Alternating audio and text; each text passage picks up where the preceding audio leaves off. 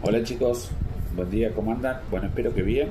Espero que estén arrancando este día de lo que va a ser una noche buena de una manera espectacular. Hay una teoría dando vueltas entre tantas que Dios puso en estos días en mi corazón, eh, el deseo de buscar la respuesta correcta. Esta es una teoría rabínica. Ya te la voy a ir contando, pero o si no la vas a ir desmenuzando solo. En el libro de Génesis se cuenta una realidad cosmológica, teológica. Dice Dios, hagamos al hombre. En Génesis 1. En Génesis 2 cuenta una cuestión antropológica, relacional. Este enfoque no muestra al individuo aislado, sino en las relaciones que lo constituyen. Dios dice, en un momento dice que no es bueno que el hombre esté solo y hace caer en sueño profundo, dice Adán. Y la traducción exacta es, y de su costado, y sigue la historia. No es una costilla, no fue una costilla, dice de su costado. En ningún momento sucede una contradicción, todo lo contrario, se profundiza la historia. Génesis 1 y Génesis 2 es una profundización de la historia. Por un lado dice que creó, ¿con qué propósito? Por otro, dice cómo se vive esa imagen de Dios en una cuestión, en una relación concreta. Primero, cuando creó humanidad en sentido colectivo. Incluso en el capítulo 2, Adán recién ahí comienza a funcionar como un individuo. Y digo recién ahí no por una cuestión de tiempo, sino cronológicamente en el relato.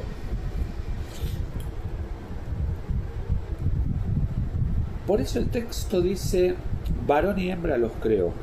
No implica un sentido andrógino del ser, sino una humanidad creada relacionalmente desde el principio. La divinidad de Dios no está en lo individual, sino en la capacidad de comunión. Te dije, no era una costilla. El mito de la costilla, la palabra usada en el original es Selah. Y su traducción es lado, costado. Incluso es una palabra, Selah, que la usaban para determinar cierto lado, cierto costado, cierto espacio de las construcciones. Te dije, la palabra usada es Selah y habla del lado, del costado. Entonces aquí está la primera clave. El texto no dice Dios sacó una costilla, es mala la traducción, está mal expresado. El texto dice Dios tomó un lado del ser humano. Y es aquí donde la teoría rabínica hace una interpretación libre, sin base, de un ser doble cortado a la mitad. Esa teoría, para decírtelo de manera grosera, habla cuando dice Dios creó, o cuando dice hagamos al hombre, dice hombre y mujer juntos. Y esta teoría habla de la Trinidad y de una cuestión, bueno, todo es una teoría, y como teoría el fundamento está absorbido desde posiciones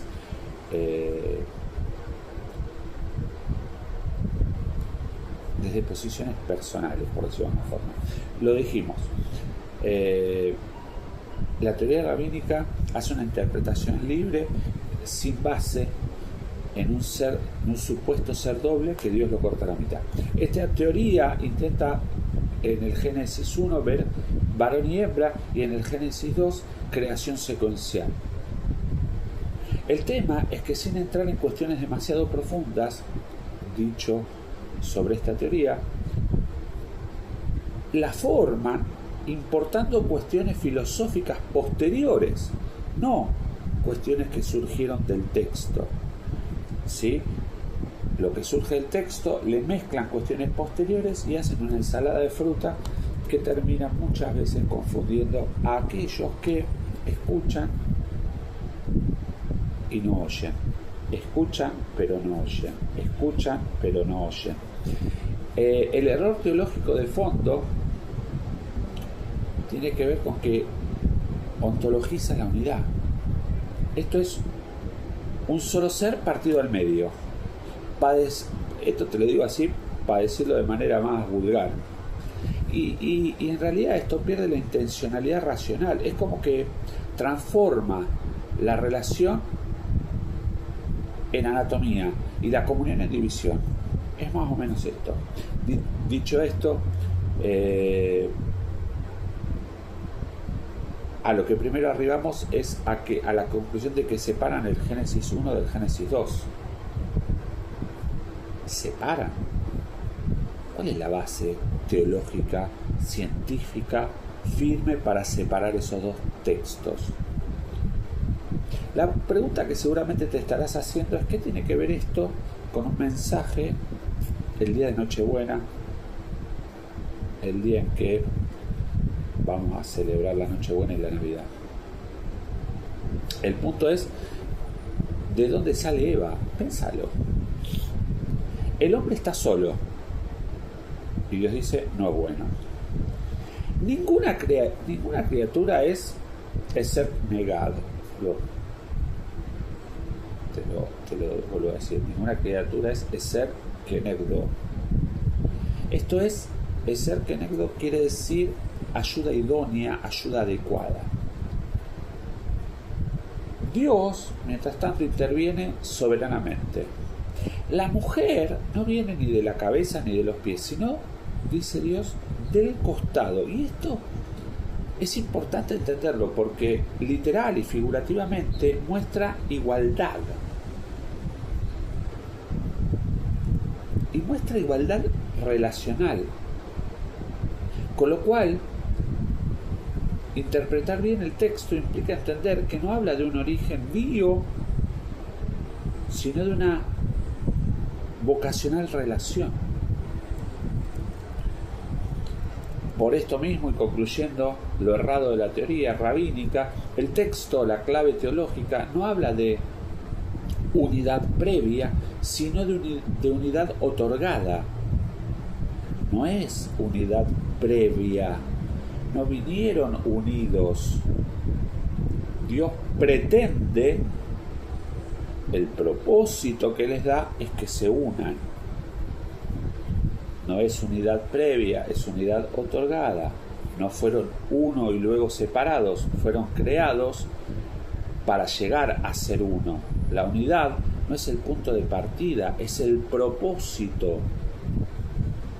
Dice la palabra: por tanto, dice el Génesis, el 2 capítulo, por tanto dejará el hombre a su padre y a su madre y se unirá a su mujer y serán una sola carne. ¿Y qué tiene que ver esto? Te lo habrás preguntado ya y te lo seguirás preguntando mientras yo tomo mate. ¿Qué tiene que ver esto con el mensaje de Navidad? Y es aquí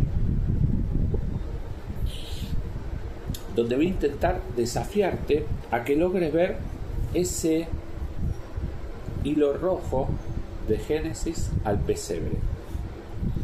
Mira, en un comienzo el texto no habla del pecado. Dice: no es bueno que el hombre esté solo. Y aquí Dios nos muestra la primera carencia. La primera carencia no fue moral, fue relacional. No es bueno que el hombre esté solo. Navidad no es la respuesta o una respuesta de Dios al pecado. Es la culminación del deseo eterno de Dios de habitar con nosotros. Te lo voy a repetir y quiero que lo pienses. Navidad no es una respuesta o una respuesta de Dios al pecado. es la culminación del deseo de Dios, del deseo eterno de Dios de habitar con nosotros. Génesis 1. Leámoslo desde el concepto Navidad. Dios crea por la palabra. Todo es bueno, pero algo falta la comunión plena. En Génesis 2, viéndolo desde la Navidad, Dios no crea otra cosa. Lo que Dios crea es un vínculo. La humanidad es imagen de Dios en relación. Claro, me dirás, la historia muestra que ese vínculo se fractura en un momento. ¿Y cómo hace Dios para volver a entrar en la historia sin destruirla? Navidad es la respuesta exacta. Selah es la encarnación. En Génesis Dios toma un costado del ser humano para formar una relación que lo acompañe. En Navidad Dios toma algo del ser humano. En Navidad Dios no toma algo del ser humano. En Navidad Dios se da a sí mismo al ser humano. En Génesis el ser humano duerme. En Navidad Dios despierta en la historia. Escribe Pablo. Quiero que lo agarres, claro, porque te lo hice en una figura, en una pintura que creo que es importante que lo agarres.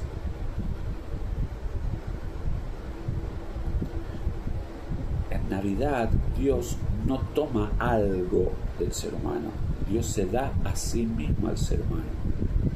En Génesis el ser humano duerme y en Navidad Dios despierta en la historia. Escribe Pablo, te lo decía, a los Corintios allá en la primera carta, y habla y dice que el primer Adán fue hecho alma viviente, el último Adán fue espíritu vivificante. El primer Adán fue hecho alma viviente, el último Adán fue espíritu vivificante. El primer Adán recibe vida, recibe compañía, pero pierde el vínculo por desobedecer. El último Adán no recibe compañía, se hace compañía. El Verbo se hizo carne y habitó entre nosotros. Navidad es Dios diciendo, como allá en el Génesis, no es bueno que el hombre esté solo, y es Dios diciéndote, yo no voy a dejarlo solo, Él no nos va a dejar solo. Míralo así, míralo. Jesús nace sin lugar, es puesto en un pesebre, es visitado por pastores, muchos de ellos pastores marginales, vive incomprendido, muere abandonado. ¿Por qué? Y una de las respuestas puede ser tranquilamente porque Dios no vino a observar nuestra soledad, vino a habitarla. Navidad no niega tus soledades, Navidad las atraviesa con Dios de tu lado. Quiero terminar este mensaje, quiero cerrar este mensaje. Hoy celebraremos todos una Nochebuena, nueva Nochebuena, distinta Nochebuena, con la misma celebración. Vamos a celebrar que Jesús ha nacido. En algún momento tomémonos, mi deseo es que en algún momento podamos tomarnos un minuto para entender que Navidad no es una celebración rutinaria más. Que más allá de todo lo que pensemos, incluso de lo que sentimos, Navidad es un llamado de Dios a dejarlo entrar a Él en todas esas cosas que no entendemos y que no sabemos manejar. Navidad es un llamado de refrescar nuestra memoria y dejarlo entrar en los vínculos rotos, por ejemplo, para que Él restaure con amor.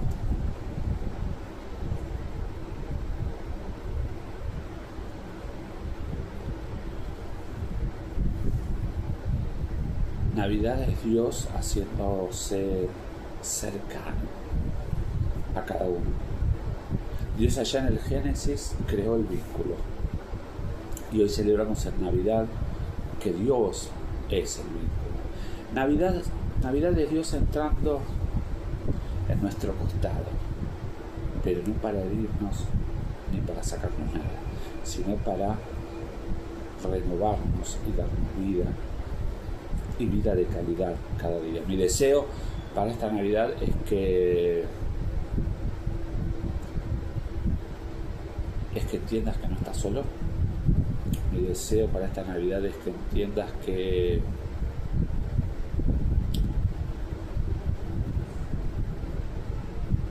con Jesús, con Dios, podés atravesar todo, porque Él va con vos siempre.